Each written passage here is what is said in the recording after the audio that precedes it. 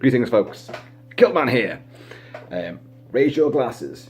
Cheers, folks. And tonight we're going to discuss another Lucio Fulci classic in what's become a weekend of a Fulci fest, a Fulci-thon for me. Maggots, brains, guts, throat-ripping, eyeballs. It's been one hell of a banquet. Yum yums indeed. So now we're going to conclude what was Fulci's Apocalypse Trilogy, aka his Gates of Hell Trilogy, which began the year before in 1980 with City of Living Dead, and then proceeded in 81 with The Beyond, and then this. It was a busy year for him. He managed to fit in the film The Black Cat as well, which was like a little rural England sort of whodunit potboiler type thing, with Mimsy Farmer and David Warbeck, who was in The Beyond. Catriona MacColl, who was in City of Living Dead and The Beyond, would also be in House by the Cemetery, although she may regret moving into this particular house.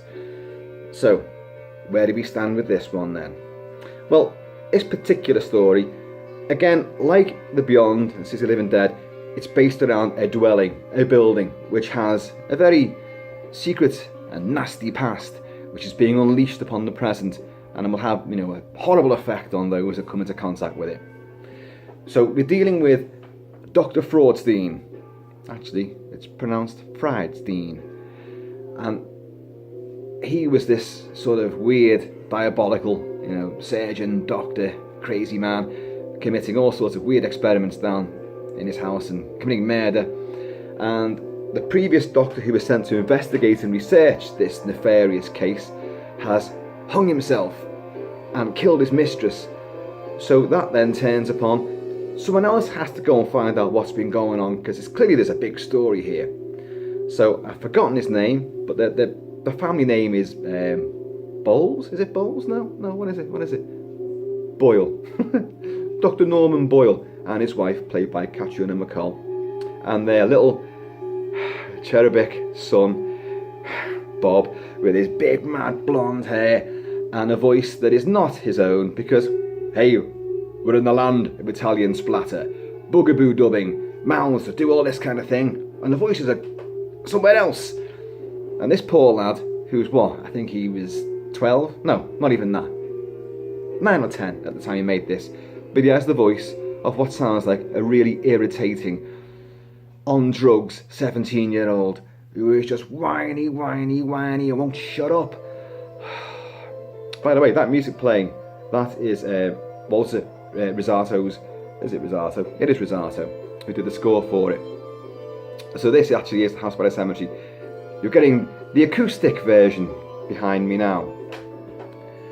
So Dr. Norman Bowles takes up the mantle and goes to this house, which is in New England. And it's an old, again, Fulci liked old colonial houses, because this is a very colonial house, and very similar to the house from the Amityville Horror, which this film has a lot of similarities to in theme, in style, and in just mood. It is a spooky film, without a doubt. So him and his wife, Catriona MacColl, and Bob move into this house. Bob has had premonitions, because they've got a photo in their house in New York before they move into this place. There's a photo of this haunted house, and in the window is a little girl, and he's got some form of telepathy with this girl, and she's saying, Bob, don't go, don't come to this place, stay where you are, Bob. And he tells his mum, and his mum looks around, and of course the little girl has disappeared from the picture. Spookiness already. Speaking of spookiness, Fulci hits the ground running with this movie. Within the first minute of this film beginning, you've got a fantastic sequence, and you know everything you need to know straight off the bat. Daniela Doria, who was the girl in City of Living Dead who threw up her intestines, she sits up in this house, which is clearly this haunted house, after a spot of naughtiness. She's topless, she's putting her top back on, so we know what's happened there. And then she's going to call out to her boyfriend who's gone missing. You're scaring me, where are you? So straight away, we're thrust into a creepy scenario, and she's going to walk around the house trying to find this guy. There's a strange light and shadow moving about, And then she's going to open this door, and impaled to the door with what must be the biggest pair of fucking scissors the world's ever known is her boyfriend, with a lot of blood down his face and skewered. And then she's going to get a knife with the back of her head, and it's going to come out of her mouth. And then this ghastly pair of hands will drag her, and presumably the other guy, down to the basement, and the door will shut. And then the film begins. And it's a brilliant, and I mean brilliant, scene setter. That's Fulci at the top of his game. Suspense, dread, horror. Nails it right from the word go. And then we get Fulci's cameo very, very quickly afterwards, where he's playing the boss of this Norman Boyle. They're just not memorable names, are they? And he's the guy sending him out there. You go out there, you can do this job, we're counting on you. Fulci's little Hitchcock cameo again. Gives himself quite a few lines this time as well. Loves the camera, does Fulci. And so the family do go out there, and straight away, weird noises, the sound of children crying, lots of bizarre noises and things downstairs in the basement. A strange thing where the real estate agent who played by oh god, what's her name? Oh, I've forgotten her name. Oh no, I've forgotten. It's German. Dagmar Lassander. That's it. Dagmar Lassander. She's been in a lot of things. She was in The Black Cat as well, just before making this. In a very horribly burning room where she almost got killed. Fulci's, standard for health and safety on set, notwithstanding. But she came back for more. She recognises Norman because he looks like the previous doctor who was doing the research. And other people will say, you've been here before, haven't you? And you're thinking, oh, there's got to be something about this. Reincarnation, some kind of, assumed identity. What's happening? Nothing, because that is a red herring. That will go nowhere. So just tip it off there. Don't go looking out for any more clues, because there ain't going to be any. But once they get the house, a babysitter mysteriously arrives. And genre fans will recognise this girl because she was in Dario Argento's Inferno. She's the eyebrow girl in the who's the student who just looks so bewitching and alluring. So she turns up to look after Barb. In the meantime, Norman's doing his research. Norman, incidentally, is played by Paolo Malco, and he looks like James Franciscus, American actor who was in a lot of films in the 70s. He was in Beneath the Planet of the Apes, the first official sequel to Planet of the Apes. And this guy's quite good. He's actually quite a good actor. He's very believable in the role. And Katrina McCall is great as the mother, but she's prone to a bit more hysterics in this one. An early sequence has these weird noises assailing her when she's alone in the house. And when Norman comes home from his research in the library, he'll find her cowering in the corner because it's just too much for her. Shortly afterwards, they'll be attacked by a bat, which will just come out of nowhere and just play havoc until Norman gets a knife and stabs the hell out of this bat in a really gruesome, horribly gratuitous moment. And, because, hey, bats are such nasty critters, aren't they? But Dagmar Lassander, who plays the real estate agent, will come back, an impromptu little visit, and there's no one in. But as she's walking around shouting, Anne, for Katrina McCall, she's going to come afoul of what's been living in the basement. And you'll have the infamous poker death. Using a fire poker, she gets her foot caught in there. There's a very ornate sort of sepulchral, almost like a gravestone set in the floor underneath the rug. And that's going to crack as she walks over. Her foot will go down, and she's stranded there as something approaches with a fire poker, which is then going to skewer in various parts of her body, and then culminate in a really gruesome, throat stabbing, and it's just going to bubble, blag, blag, blag, blag, blag. Where any other director would go, cut. Not so Fulci. Keep pumping the blood. Keep pumping the blood. 5 minutes of this, and wow, it's nasty. So more bodies are disappearing down there. Meanwhile, Bob has little meetings with the girl the mysterious girl from the photograph keeps popping up again to warn him. Bob, I told you not to come. Why did you come? Why are you here? And, oh, don't worry, everything's going to be okay, he says, like, oh no. Because Fulci, as I mentioned in a previous video, his treatment of kids is, well, it's cause for concern, shall we say. And poor old Bob will witness the horrific decapitation of Anna, who is the babysitter who turns up. Again, she's still got those freakish eyebrows that she had in Inferno, but she's a very, very attractive young lady. And she will have a vicious knifing to one side of her throat, then a slicing across, then a carving through, and then boom, her head will go boom, boom, boom, boom, boom, down the steps to the cellar, where Bob will see this, and in his horror, trying to get away, and Mum gets there just in time to get him out from a fate worse than death, because whatever's in the cellar was coming for him as well. He tells his mum that Anna's been decapitated, the monster killed her, blah, blah, blah, blah. But they go downstairs, they don't find anything, so, Bob, it's all in your imagination. Bob, everything's going to be okay. Bob, stop whining. Bob, yeah. Wait till your dad gets home, he'll say everything's fine as well. So you'll believe him, won't you? Anyway, Bob will do some more investigating of his own. And he goes down into the basement again, and he'll see these feral cat-like eyes, which, I've got to be honest, aren't very convincing at all. And he'll see them in the shadows, these little eyes, and he'll go like that. And then they'll just go, miraculously, they'll go, and they'll arrive somewhere else, then somewhere else. But this Fulci teleportation, it's the name of the game for 80s zombie horrors. And as he tries to get out, the door, he won't be able to open the door. The door's going to get jammed. So Mum comes along. They've had trouble with this key in the door anyway. It won't turn. You've got to use a knife into the key and slowly twist it. Now this sequence is maddening for various reasons. It's very suspenseful, but when she puts that knife in it, she snaps the key off. So the key's stuck in the lock. She gets the knife again, tries to prise the door open. The blade snaps. All the while this is happening, and this is for a long, sustained sequence. And these feral eyes are getting nearer to Bob at the top of the stairs.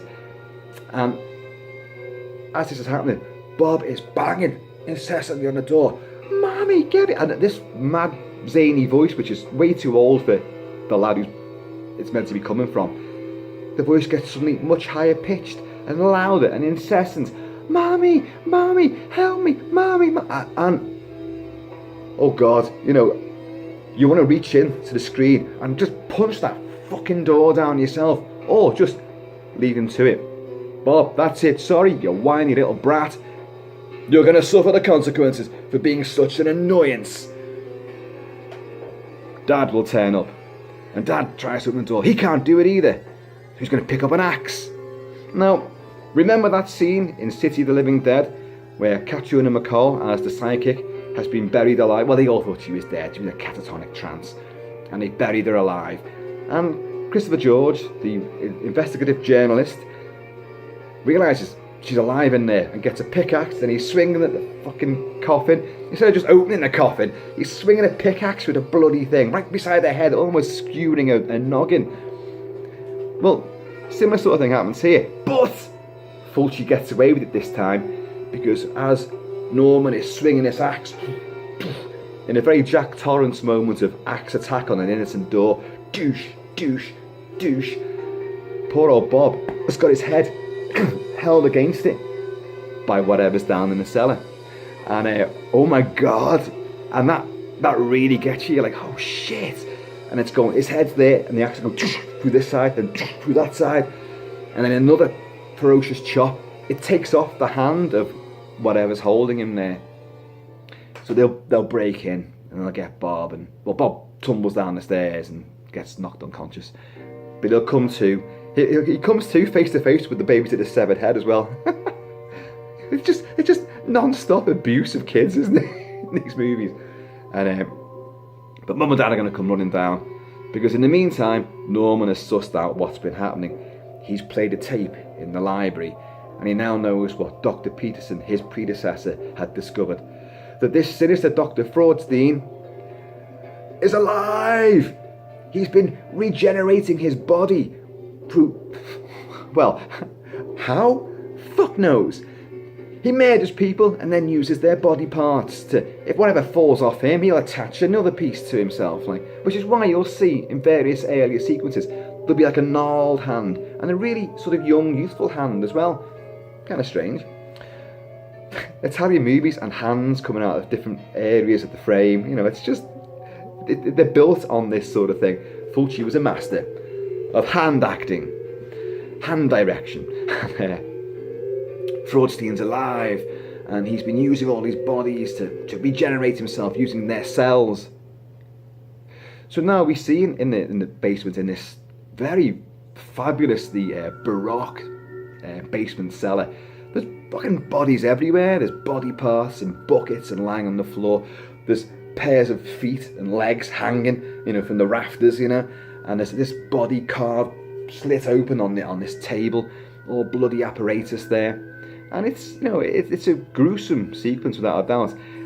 You begin to wonder, because when you see Fraudstein, and he's a strange looking critter, let's be honest, he's got a face a bit like a squashed turnip, but in one ideal touch, he's wearing an old frock style coat, very similar to the frock coat that Christopher Lee wore in Hammer's Curse of Frankenstein. I mean, it's a direct lift off that. They are playing off that without a doubt, but it looks good. It's a great character piece, and but he moves because so slowly and shambling, you know, that, you know, he's not a, plus he's lost a fucking hand, so he's not much of a threat. But au contraire, because Norman, seizing the moment, picks up a knife and goes into Fraudstein's guts, and he twists it round, and out comes like a massive bunch of bolognese sauce with maggots as well, because let's not forget the maggots. Gotta have maggots, come on now. And he even admires the blade with maggots and sludge on it for a second too long, because Fraudstein, with his one good hand, then goes kadoosh and grabs Norman by the throat and then tears his throat out. Cue more late springy latex and deep red gushing. Down goes Daddy. So Mum and Bob gotta get out of there quickly, but they can't get to the stairs that lead up to the house. But there's another flight of stairs that leads up to a slab of concrete with a big crack in it. Yes, that's that gravestone thing that was in the floor above, that the estate agent twisted her ankle in and then got poked to death. Yes, we can get out through that.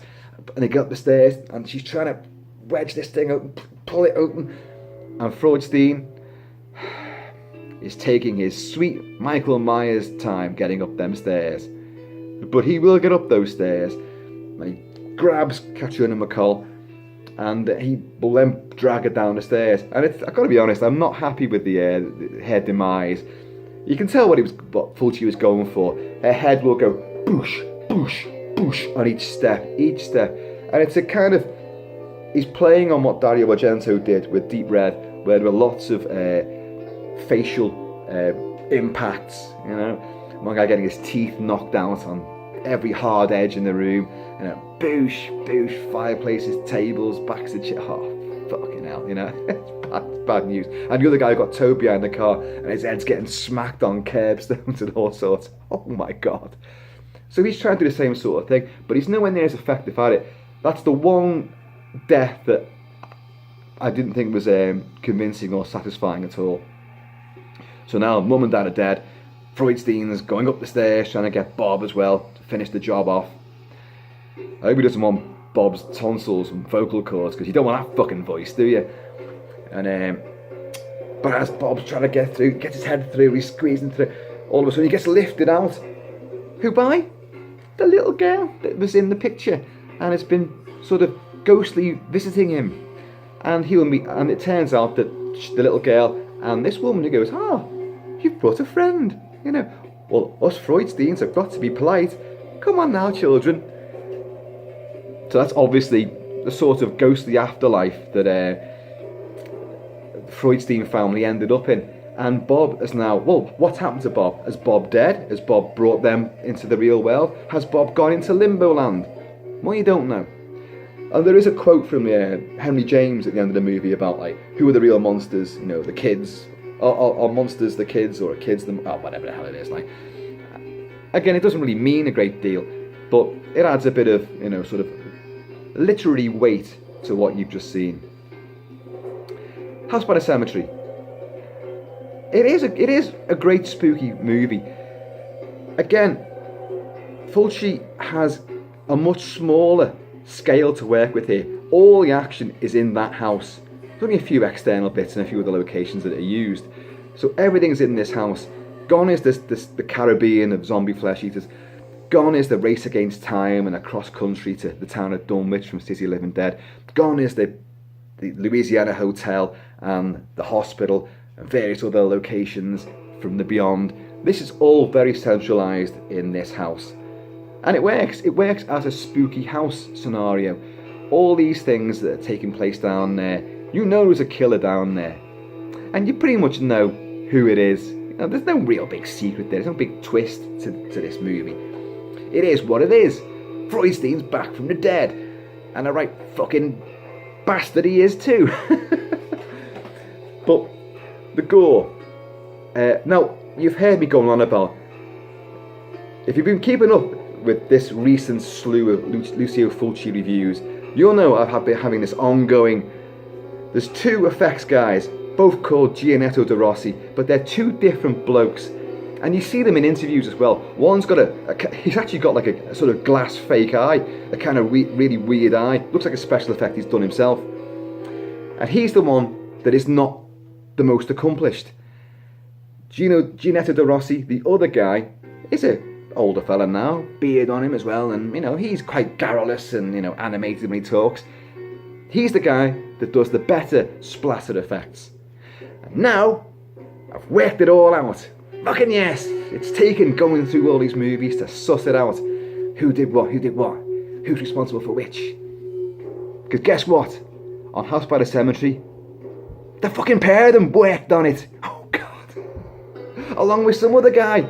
Jesus Christ. But I can tell you this, folks. Gianetto De Rossi, the one that I like and have been really singing his praises, does the gore effects in this. The splatter, the prosthetics. Gino De Rossi, the other guy with a weird eye, he does the mechanical effects. And I'll tell you why I know this, because in a lot of these documentaries on these films, he's forever boasting about a little contraption that he made for this movie, where Daniela Doria gets the knife in the back of her skull and it comes out of her mouth like that. And he's proud of showing off this little contraption, this mechanical device which fit into her mouth, and with her palate or her tongue, she could force the fake blade to come out like that. Genius, great idea. I've got one issue with it though, and it's something that I spot every single time. I mean, going back to 1981, you didn't have CG, you didn't have the elaborate budget to create a really fantastic effect, and it is very effective anyway. But what I will say is that the angle of the blade in the back of her head is completely different from the angle of the knife tip that comes out. You know, at the end of the day, does it really matter? Oh, not really. But I do like to pick on this, especially he's so fucking proud of this thing as well, because the knife's like that angle. Let's get this right, like that angle, and the blade comes out like that. Now, if I was Fulci, I'd be going, again, wrong angle, again, Gino, again. Oh God damn it. Pipe. Get it right when that fucking knife's going through your fucking skull. But no, it looks okay. And but the gore effects are really good. The horrific fire poker death of Dagmar Lassander. Now, the weird thing about that is he will stick this poker in several different places, and then most notably that throat shot. Jesus. But when you see her get dragged off, her eye's gone as well. And that fueled a lot of debate. Is it cut? They must have done that. No, they never actually did do that. that shot never existed. I forget the convoluted reason why that shot's still there at the end when their body's being tracked off, but they never actually shot that poker gun into her eye. Which rings a bell with an earlier film that Gianetto De Rossi, the good effects guy, worked on, 1974's classic zombie gut muncher, The Living Dead at the Manchester Morgue, which I'm going to discuss at length because I love that movie. There's a famous sequence where a British bobby, played by an Italian, gets sat upon by zombies in a rural English graveyard, and they pull his guts out, and they clearly go for his eye, and then you will see this old lady zombie is munching on his eyeball. It was actually a boiled egg, but you know, she's munching on his eyeball, and everyone thinks, oh, they've cut that bit out where the fingers go in. No. Even in the uncut version, they never actually filmed that bit. So, you know, rest assured, the version you've got now is uncut. Same as House by the Cemetery. UK version, US version, they're both uncut. There's no eyeball getting gouged out. So, House by the Cemetery. Yeah, is it a fitting end to the Apocalypse trilogy? You can see where they're going with it. You can see it's got the similar sort of theme, the haunted dwelling, the afterlife, a sense of limbo at the end, a dubious conclusion. Is it a happy ending? City of Living Dead, they come out the grave, the lad comes running towards them, screams, the screen splinters, and you hear this horrible unearthly shriek, because clearly they haven't saved the day and shit's gonna hit the fan. In the beyond, our two heroes end up in the beyond, a hellish landscape of corpses strewn everywhere, and they've got no chance of escape. Their eyes roll over white. They are now trapped souls forever. This one, on a much smaller scale, has Bob getting pulled to safety. But is it safety? Where is he? Is he just in this bizarre, happy sanctuary of limbo with the ghosts? Well, you don't know. He's certainly out of harm's way, but he's still alive. Or are we meant to believe that he has been killed and they managed to bring his spirit into their realm? As all the innocent victims of Dr. Freudstein must live. So in a way, you could be like an American Werewolf in London, where all these dead ones in their various states of dismemberment could all be sitting around in the house, hey, oh, join the club. Oh, another one bites the dust, anyone who goes down that cellar, oh, you're fucked. So we don't even know what's happened to Dr. Freudstein. He's still there, presumably, still carving people up and attaching limbs to himself. But the weird thing is, he's not much of a threat. You could beat the shit out of this guy, He shambles around. He's got no eyes that I can see. He puts all the best body parts on his limbs, and hands and arms and that. Forgets about his head. His head's like a peanut that's just been through somebody. It's just, what is it? He looks ridiculous. But anyway, So, well, we've covered some ground already with these Fulci movies. But I've been saving the best till last, which, funnily enough, is actually the first movie in this run, which would be 1979's Zombie Flesh Eaters, aka Zombie 2, which of course was the Italians' all too obvious cash-in on Romero's, zombie movies, and in particular Dawn of the Dead, which in Italy was known as Zombie. So Zombie Flesh Eaters became Zombie 2. And when I discuss it, there'll be actually quite justified reasons why they could call it that as well. But, I'll leave that for the next video, which will be coming sometime soon. Anyway, have you listened to any of this music? It's creepy, it's weird, it's unearthly. You have these fantastic, powerful, demonic piano chords, which in the film will set your nerves jangling good style. Weird percussion, unearthly warbling effects. It's not done by the same guy that most of his other films have been done, Fabio Frizzi. This is done by, I said before, Walter Rizzati. And, it is a bit of a departure. It doesn't have the same, you haven't got that rhythmic beat, you haven't got that synth, you haven't got that sort of, that, metronomic sort of rhythm going, which always accelerates the action, and the Gregorian chanting in the background. This one's slightly more freakish than that. Case in point, jangly bits like that. So, and you can hear in the background this kind of like wailing noises and stuff. So the House by the Cemetery.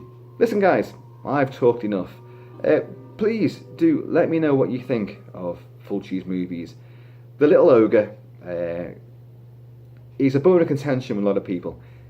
He certainly wasn't a critic's favourite, although even these films, with all their bad scripting, weird non-linear structure, crazy zooms and crash bang edits, and obviously gratuitous violence and gore as pure exploitation selling points, they've still garnered in later years a lot of critical reappraisal, which is great because, as I said in another video, when he does things right, he does things brilliantly. So you have this unique balancing act of genius and shit in the same film, often in the same sequence. But overall, you know, you got, if you're a horror fan, you've got to love what this guy did. And it's only a shame that this this diminutive yet titanic, you know, terror titan, never actually saw the fame and accolades those films went on to receive, because he died. And in fact, his last film was A Cat in the Brain, which was a very sort of personal story where he appears in it a lot, and it's just loads of gore, not very good effects, but lots and lots of gore and horrificness.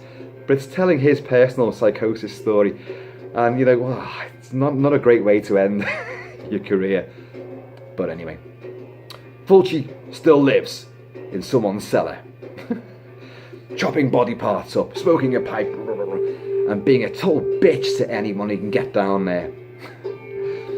Guys, keep it real, keep it Celtic, stay happy, stay healthy, drink whiskey, and watch horror movies. Later!